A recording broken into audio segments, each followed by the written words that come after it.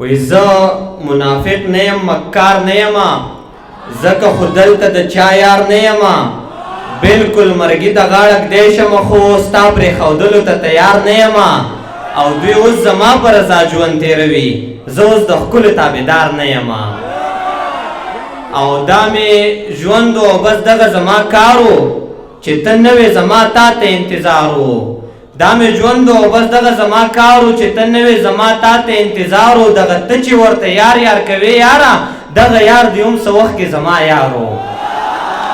دغه ته چې ورته یار یار کوې یاره دغه یار دې هم څه وخت کې زما یار و دنیا راغله خو هغه پکې رانغې چې په چا پسې دا زړه زما بیمار و دنیا راغله خو هغه پکې رانغې چې په چا پسې دا زړه زما بیمار و ګران صاحب زه په خپله یو سزا وم خپل ځان له حیران صاحب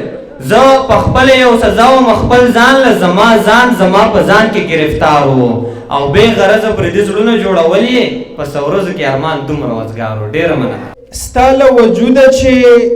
رنګونه تویېدل عالیه ستا له وجوده چې رنګونه تویېدل عالیه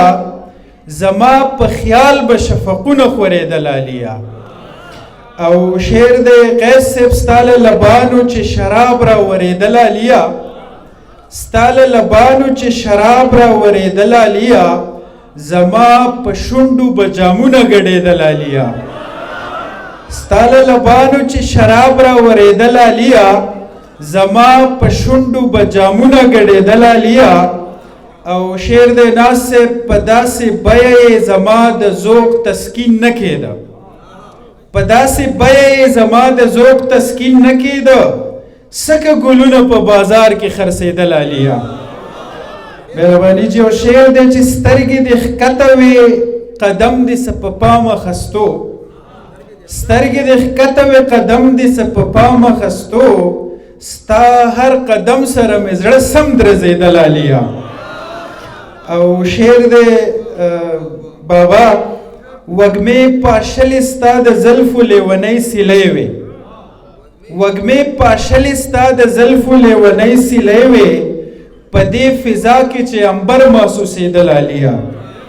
او ستا د پایلو شړنګ څه داسې شورېدل عالیه ستا د پایلو شړنګ څه داسې شورېدل عالیه چې سرمدي ساز مې په زړه کې غږېدل عالیه او زلفې په یو لاس او په بل دې ولمن نیولې زلفې په یو لاس او په بل دې ولمن نیولې داسې سیلۍ وه چې هر څه دې تښتېدل عالیه او زلفې په یو لاس او په بل دې ولمن نیولې داسې سیلۍ وه چې هر څه دې تښتېدل عالیه مهرباني جي او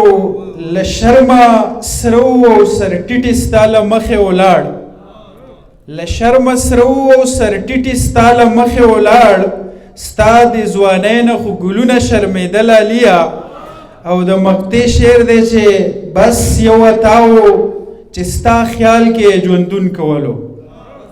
بس یو وتاو چې ستا خیال کې ژوندون کولو نور دلته ټول خلک په ځان کې اوسېدل عالیه دغه یو څو ورځو له زما شه که نه ښه او مړه سپرلی دی سوات ته راشه که نه ښه